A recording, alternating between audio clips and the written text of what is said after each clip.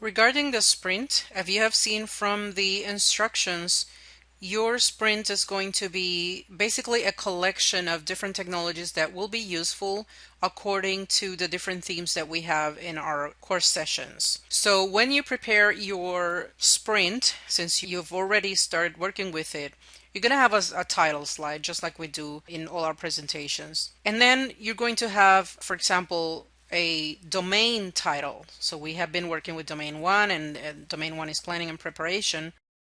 And then we're going to have a heading title, and then we're going to have a heading slide for each session. So we already done session 1, and then we're going to have another slide for session 2, assistive technologies, and then we're going to have another slide for session 3, IEP technologies. And so, for example, when it came to specific technologies to include within the digital resources, the instructions called for the link to your e-portfolio. So you were supposed to talk about the e-portfolio in session 1.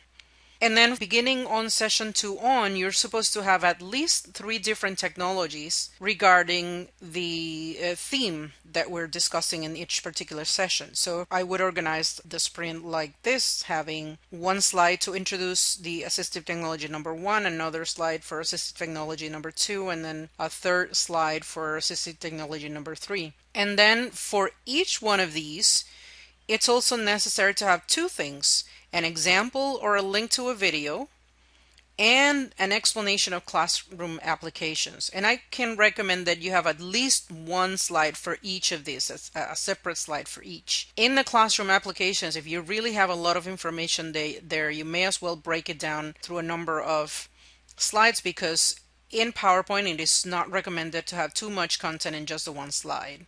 So for each technology, remember you have to have 2 components: the example or video and the classroom applications. Example or video, classroom applications. For each one of those domains, you are going to have an introductory slide or a title slide.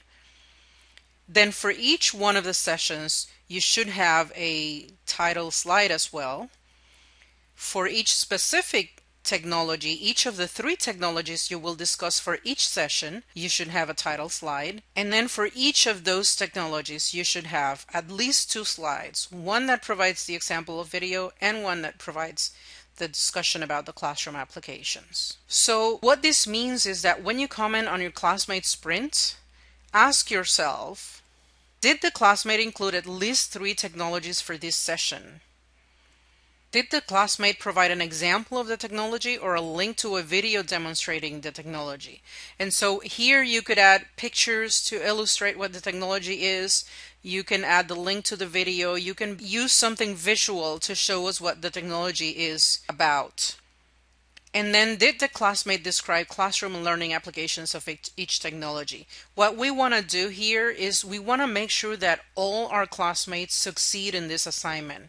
And because it is so complex, we want to make sure that everybody's keeping track of what they have to do to succeed in this assignment. So if we remind them, hey, I noticed that you included only 2 technologies in your sprint for this session, but you were supposed to include 3. Or, hey, I realized that for this particular technology, you did not include a link to a video or an example. Or, hey, for this technology, you forgot to talk about the classroom applications. That is really going to be valuable to the classmates, because it'll help them make sure that they earn all the points that are necessary for the assignment. So we've made it to the end of session 4. Keep up the good work, and I'm looking forward to more conversations.